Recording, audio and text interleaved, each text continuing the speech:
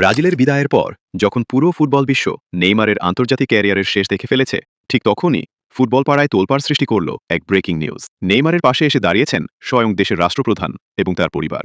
নেইমারকে আন্তর্জাতিক ফুটবল থেকে অবসর না নেওয়ার এবং তার সিদ্ধান্ত পুনর্বিবেচনা করার জন্য বিশেষ অনুরোধ জানানো হয়েছে। ব্রাজিলের president Luiz Inacio Lula da Silva সরাসরি নেইমারকে অনুরোধ করেছেন খেলা চালিয়ে যেতে।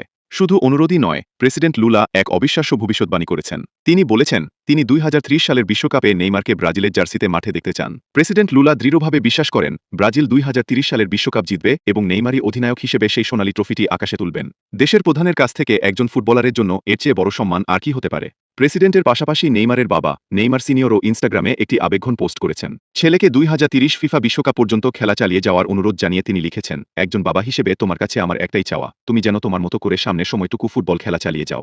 পরিবারের এই সমর্থন আর কোটি ভক্তের ভালোবাসা নিশ্চয়ই নেইমারকে নতুন করে ভাবাবে। আর এই ক্যাম্পব্যাকের শুরুটা হতে যাচ্ছে খুব শীঘ্রই।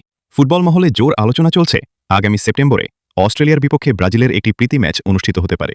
আর সব ঠিক থাকলে এই ম্যাচগুলো দিয়েই আবারও ব্রাজিলের হলুদ জার্সিতে মাঠ কাঁপাতে দেখা যাবে ফুটবল জাদুকর নেইমারকে। প্রিয় নেইমার, ভক্তদের চাওয়া তুমি আরও একবার চেনা রূপে ফিরে এসো। আচ্ছা, আপনাদের কি মনে হয় নেইমার কি প্রেসিডেন্ট লুলার এই স্বপ্ন সত্যি করতে পারবেন? 2030 বিশ্বকাপে কি নেইমারের হাতেই উঠবে ব্রাজিলের হেক্সা ট্রফি? কমেন্টে আপনার মূল্যবান মতামত জানান।